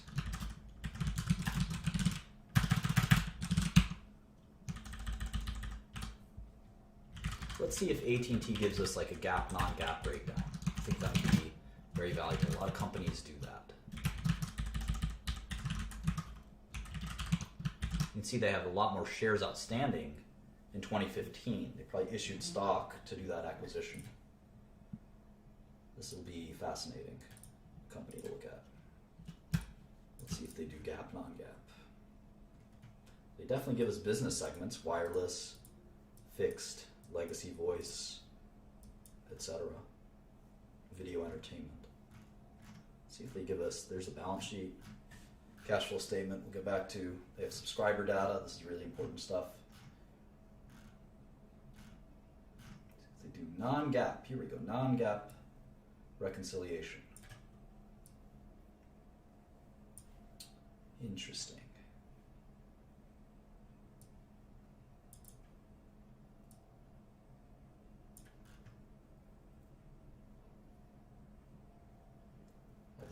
notes are going to be very detailed.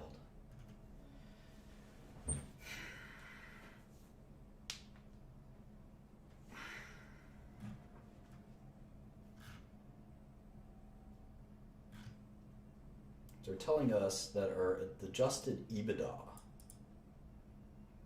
there's an actuarial gain or loss on a benefit plan. This is hilarious stuff. So this is going to be coming out of SG&A. So I'm going to take this SG&A, which they reported to be 14.765, and I'm going to remove 7869 because they had a one-time cost. And then you can see all the numbers flip amazingly. So now operating income is 4.5 billion. There's another, I guess they book that actuarial gain or loss.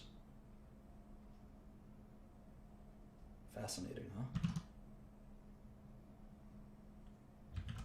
So we can do an EBITDA line here, earnings before interest, depreciation, and amortization. We can do that by taking operating income and adding back D&A, depreciation and amortization. We'll see how close we get. Here we get exactly the same number. It's 14,009. It's 14,009 in EBITDA. But we need their adjusted EBITDA, right? So we're going to add this whole kind of mess back in. It's all this mess. Actuarial gain. They got an actuarial gain, so we got to subtract that out. Interesting. I wonder if I wonder where it's coming out of what line. Maybe it's a separate. Maybe it's in the other line. It could be the other line. Fascinating. I've never looked at AT&T this closely before. All these other costs. We already took this one out, so we need to get to 94.83. So we need 299 wireless merger integration costs. Includes other, so let's see, other cost of services. Let's subtract from here.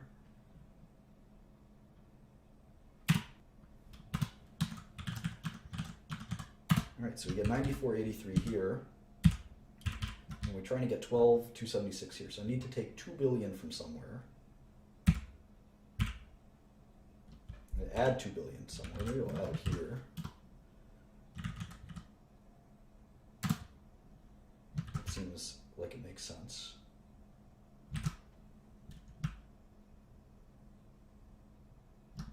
Then the other, I have to subtract 36. And there we go. It's 12,276 EBITDA. This is such complicated accounting. Now, operating income, they're saying it should be 7 billion versus 5 billion.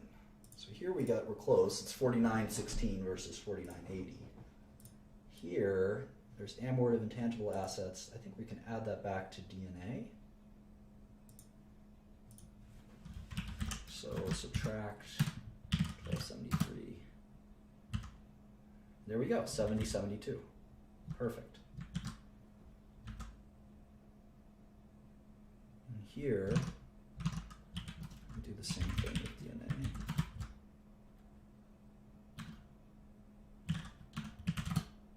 And it's pretty close.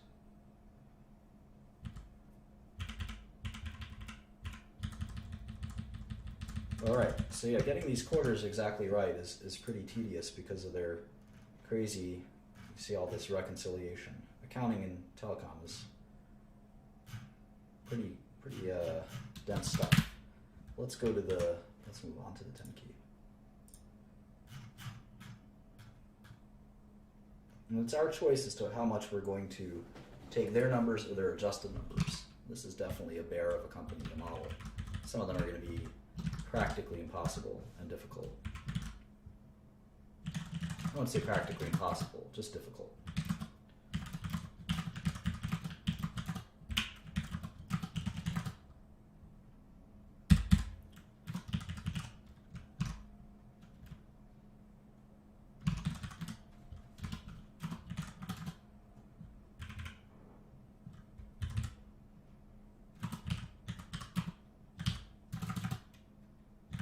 Easy if we don't do any of the reconciliations. It's look how fast we did it. So let me just not non-GAAP. I'll just write up here kind of what we've done. I'll just do the GAAP real quick. I'll go back to do non-GAAP.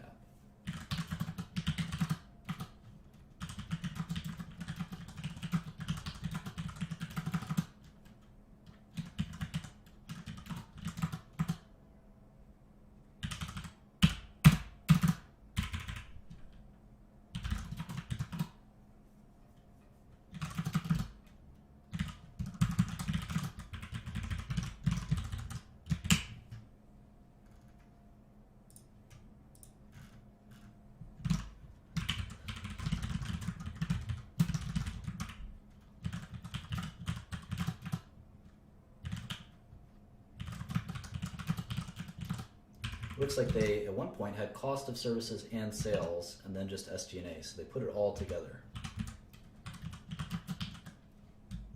So they didn't used to, they used to lump it all together. So they changed their reporting style, you can see.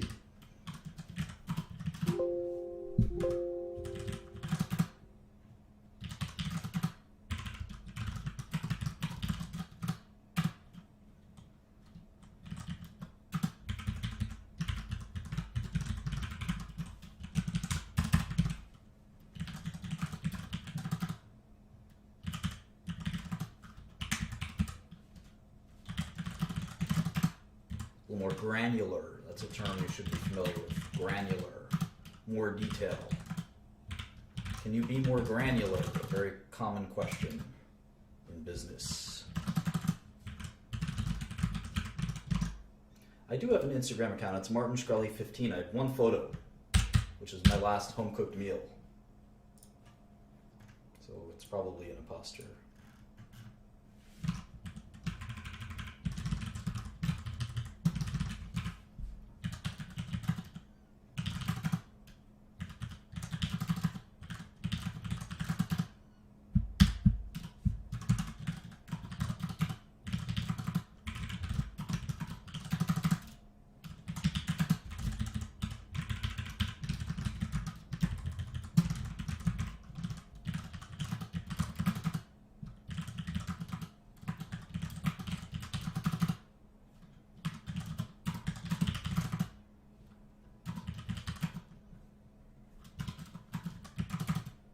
All right, so we got 8 quarters or so. Got 8 quarters or so. And we can start doing some summations.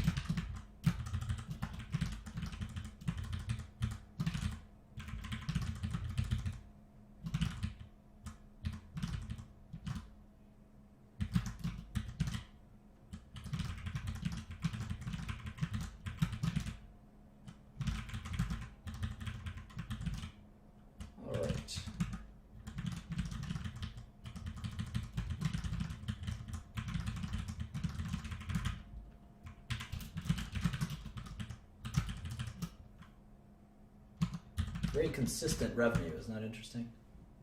Prior to their merger, every quarter, 29 billion, 29 billion, 29 billion, 29 billion, 29 billion, 29 billion, and then it jumped up due to the acquisition. But you can expect consistency from a telecom company because the customers are the same customers every quarter, basically.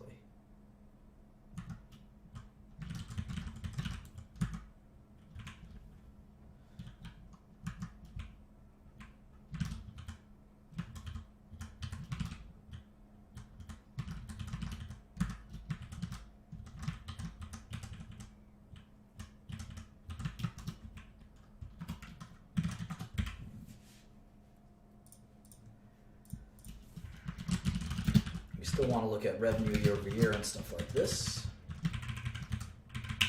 even though it's remarkably consistent. There's that 0% growth until the acquisition hit.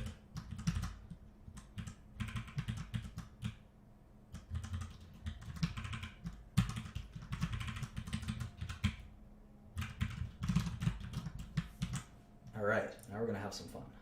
Now that the income statement is done, we've done a bunch of income statements. Let's do the balance sheet. We've never really done a balance sheet. We might as well start right here. Cash. This is Q1 15. Accounts receivable.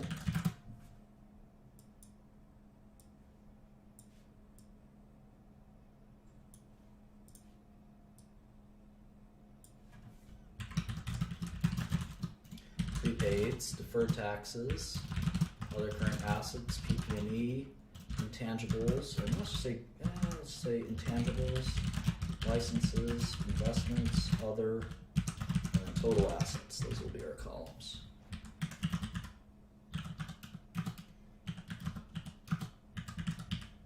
It's fascinating if you see how much PP&E they have. That's all telecom equipment. It's $113 billion. That includes stuff like satellites that they run their networks on. Keep that in mind. It's going to be really important to think about the dramatic amount of PP&E they have. Very important.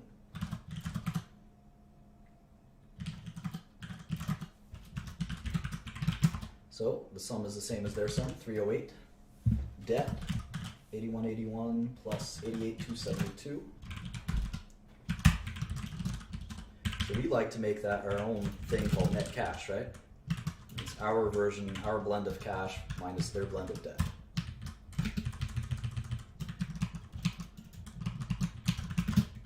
So let's see, debt, accounts payable, advanced billing, and let's just say customer deposits, accrued taxes, dividends, deferred taxes, pension, other non-current liabilities, total liabilities, and finally shareholders' equity and the balance of the balance sheet. All right.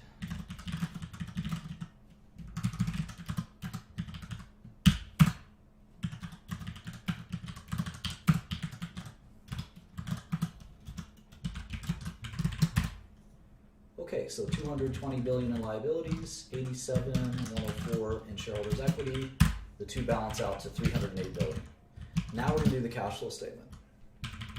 How does the cash flow statement work? What does it look like? This is our first time. This is our first time for everything. So this is our first time looking at the cash flow statement. Make sure my date doesn't get angry.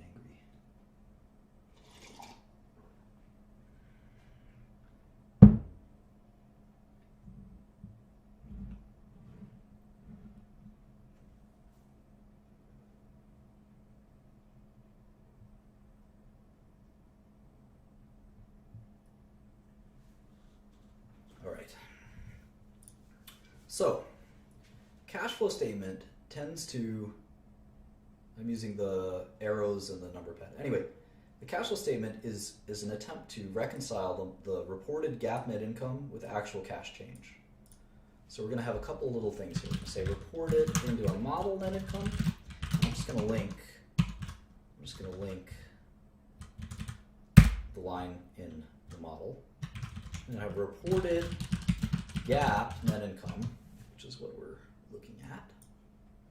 In this case, it's 3276, $3.2 billion. And we're going to add back depreciation and amortization because it's a non-cash charge.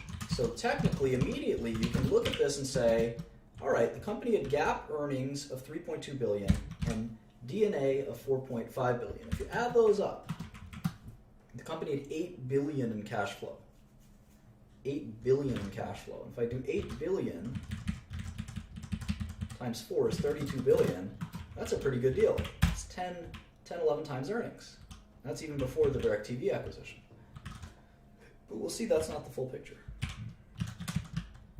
So accounts receivable, or uncollectible accounts. Some people skip out on their bills. Uncollectible accounts. Deferred taxes. Investments, accounts receivable, OCA, AP, pension, other, and you adjust all these things and you get something called CFFO, cash flow from operations. Cash flow from operations.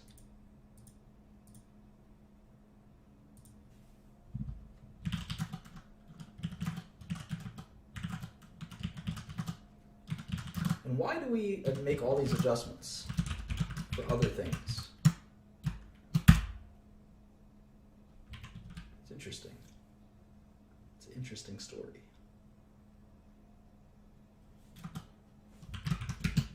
Well, here's a puzzle for you. See who's really paying attention and who really understands this stuff. And go back to our lemonade stand.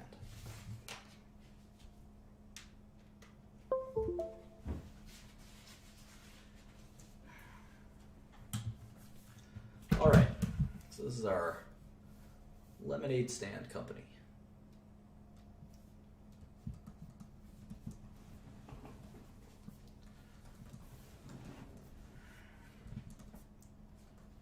And it's based in Brooklyn, New York, my hometown. Q1, let's see, Q415, most recent quarter. Had revenue of $50 million. Great business. My lemonade stand's killing it. I also sell chocolate for my basketball team. My costs in total were $25 million. And my profits, as I mentioned, were $25 million. Makes sense. My accounts receivable were $10 million, let's say. And let's say Q1 rolls around, okay? Q1 rolls around. Same revenue, same costs, same profits. But as my accountants and my finance team are preparing our balance sheet, so the income statement, as we're preparing the balance sheet, we say, okay, John, how much do our customers owe us this quarter? Remember, the balance sheet is as of the last day of the quarter. It's coming up. Pretend it's April. And so we added it up, and our customers only owe us $8 million. So what happened? What happened between here and here? Let's say our cash as well went from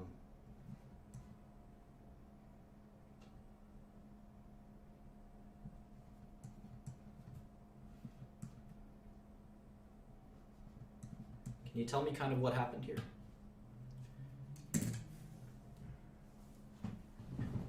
Accounts receivable, of course.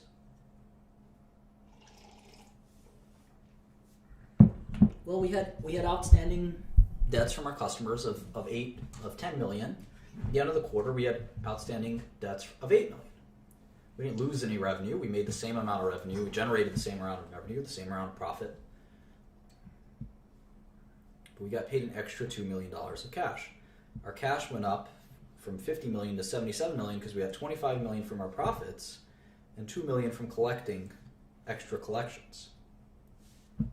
So what about the cash flow statement? This is interesting. Our net income, according to GAAP, was 25 million. We didn't have any depreciation and amortization. We don't have any equipment in our lemonade business. We did have a positive change in our accounts receivable balance of $2 million. That's why our cash flow from operations was actually $27 million. But every quarter is different. Sometimes, in the summer especially, we get more customers who buy on credit.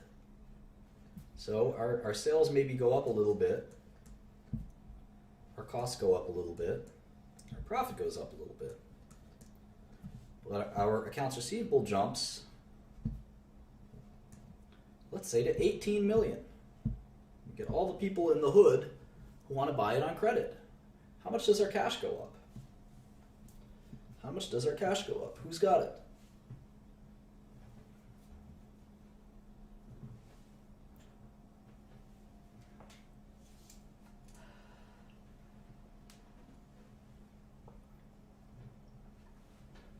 What's the number?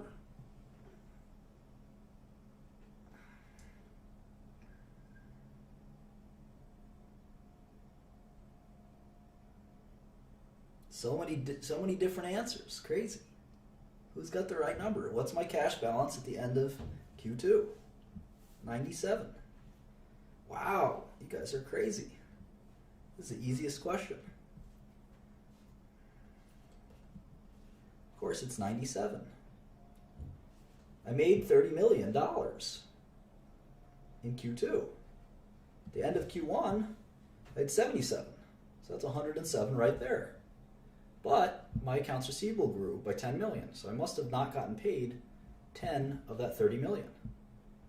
That's going to be 97. Pretty easy. How about the cash flow statement? Cash flow statement is going to have net income, again, of 30 million this time. No depreciation. My accounts receivable is negative 10 million. This is the change to accounts receivable. The accounts receivable delta, change to accounts receivable. You can see it went, instead of going down by 2 million, it went up by 10 million. So my cash flow from operations is 20 million. What do you think the more accurate representation of my operations is? The cash flow statement or the income statement?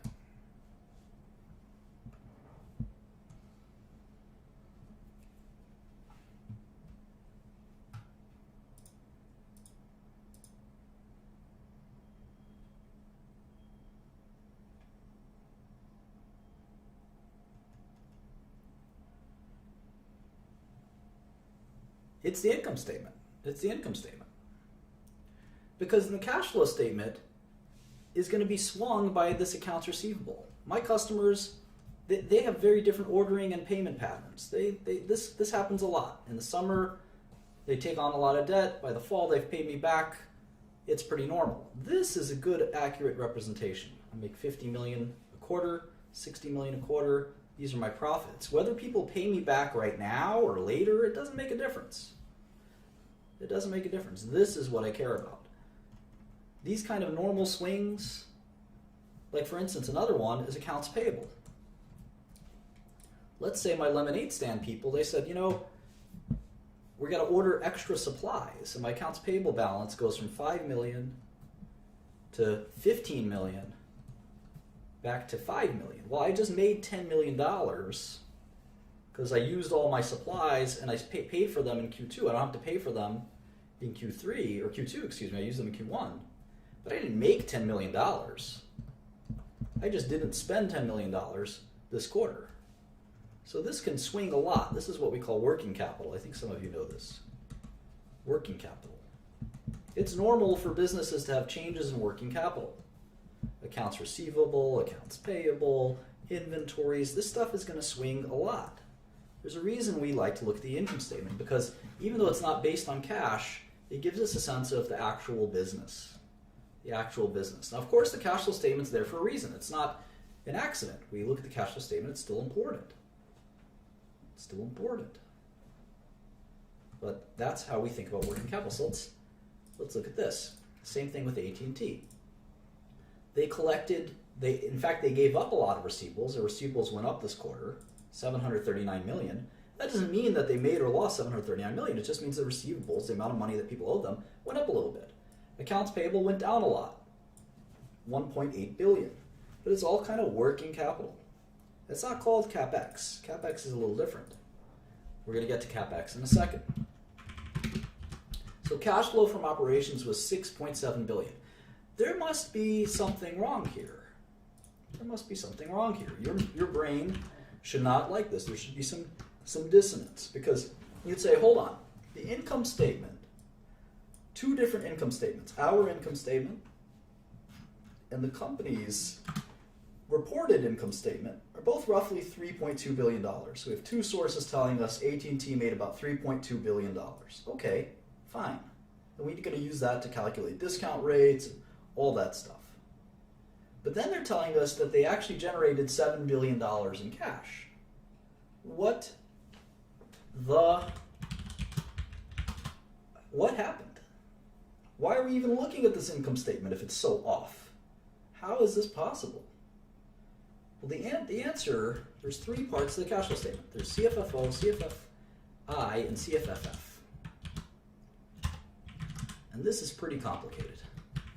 And that's why we save the cash flow statement for these advanced lessons, slightly more advanced lessons. The reason's complicated.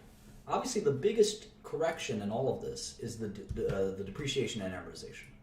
There's so much depreciation and amortization that the cash flow is actually way above, way above net income. And if we add it up, we sum all this up, we can see why. But what does that mean? What are we depreciating exactly? What the heck is depreciation? Let's find out. Never say depreciation, by the way. It's depreciation. Depreciation and amortization. What's the difference? First of all, does anyone know what the difference between these two things is? They're both write-off methods. Both writing off methods. Writing off. Or we call that expensing methods. What's the difference between these things? Expensing.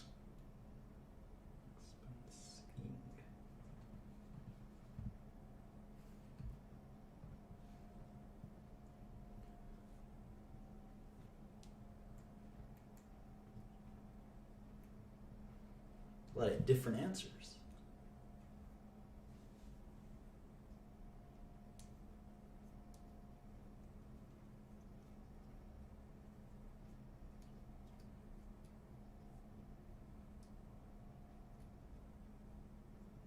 Yeah, a good way to look at it is depreciation is how we expense tangible assets or property, plant, and equipment.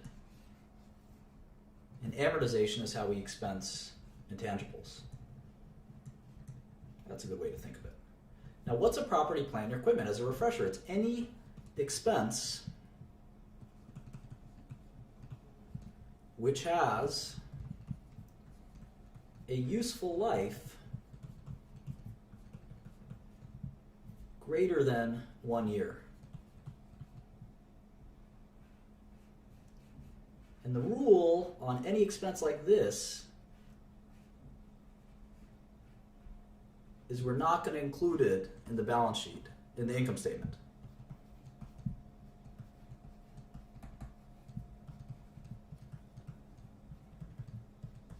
And this is going to confuse the crap out of you. Let me explain why.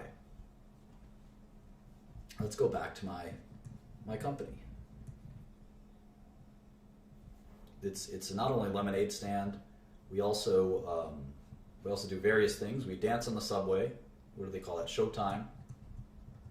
What other things do we do in Brooklyn? Lemonade stand, Showtime, and we merged with the Showtime company. These are the subway dancers. Now we're a conglomerate.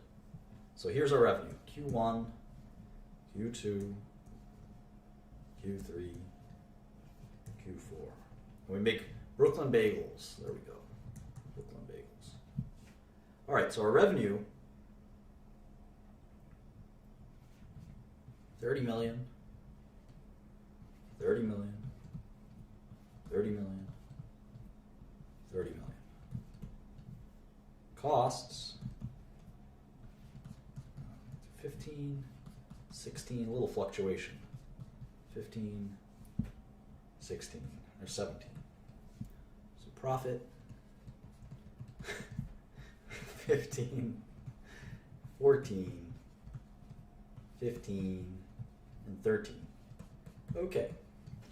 Now what if I had to buy a lemonade factory to make my lemonade? And I did that in Q2. And that lemonade factory cost me $50 million.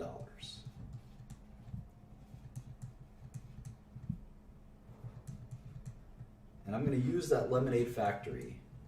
Let's call it the lemonade factory. I'm going to use that lemonade factory for the next 10 years.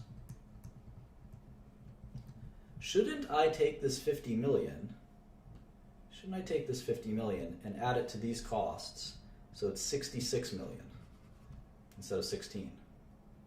And then my net profit is actually negative 36 million. Is that right? Is that wrong? Why?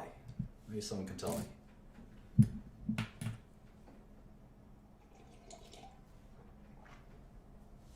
Oh, we got some smarties here. That's right. I should not do that because it doesn't really reflect accurately my operations. It does not reflect accurately my operations. I have to take this 50 million and expense it over time. Expense it or depreciate it over time. And how much time? Well, it's 10 years. That's 40 quarters. So 50 million divided by 40 quarters is $1,250,000 a quarter. So it should go in here. It should go in here. This should be 16.5. This should be 18.5, etc.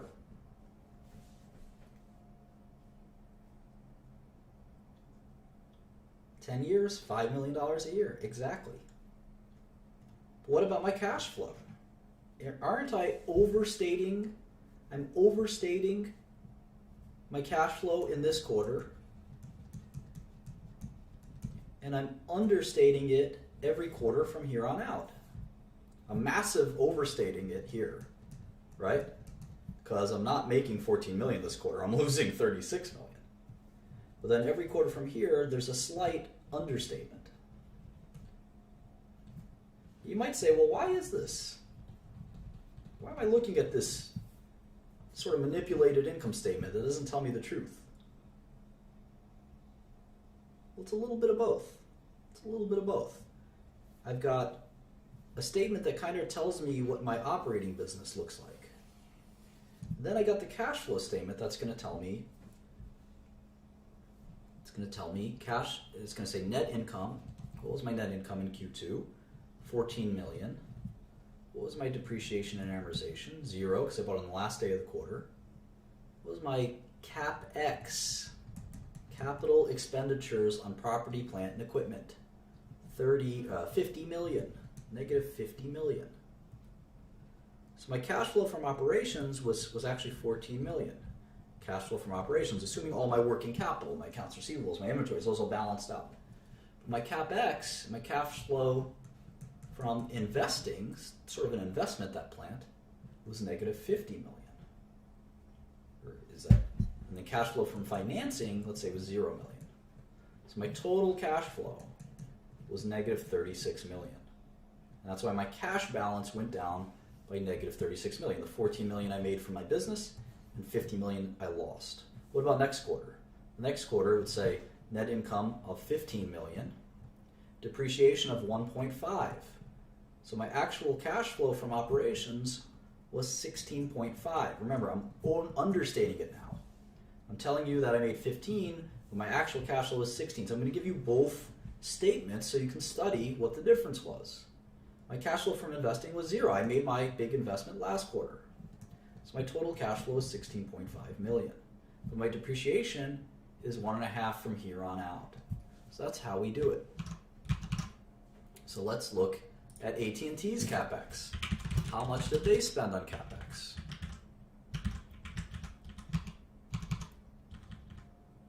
$3 billion, 3,848. So when you take cash flow from operations and you subtract it from CapEx, we have a word for that. Does anyone know what it is?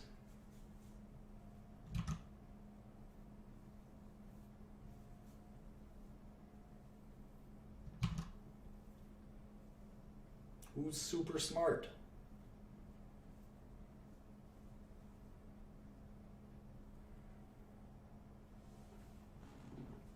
Free cash flow, correct. My people.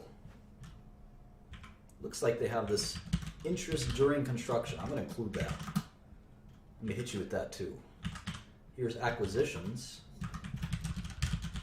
dispositions. I like turtles.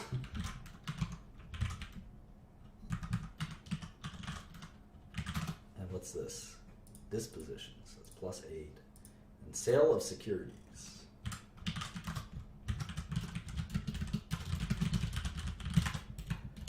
Free cash flow somewhere else. Cash flow from investments. So they made 6 or 7 billion from their business, but they spent 22 billion, including 20 billion on acquisitions. Wonder what they acquired. That's the kind of thing we're going to have to follow up on. What did they acquire? I'm curious now. And then here's their cash flow from financing. This is all important stuff too. Debt. Issuance of debt. Let's just make it all together, just call it debt.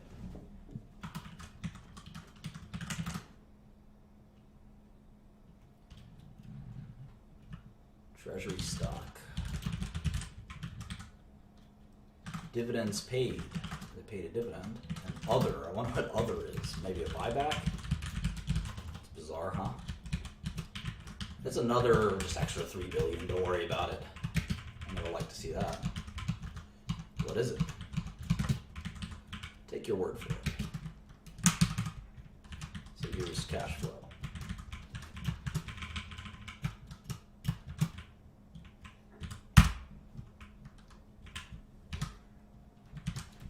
All right. So that was fun. We did our first glance at a cash flow statement. We talked about expensing complicated things like CapEx. We sort of set up a kind of comparable sheet for tech. We have four models now: Apple, IBM, Alarm.com, and AT&T. And we're learning all about business. So let's, there you go. Nextel Mexico and Lucicell. So that's an even 2 hours. I'm going to go do some other things. I hope you enjoyed it. We'll continue on this vein, looking through the tech industry to learn something about investing and finance. So I hope you had fun. Talk to you guys soon. Bye.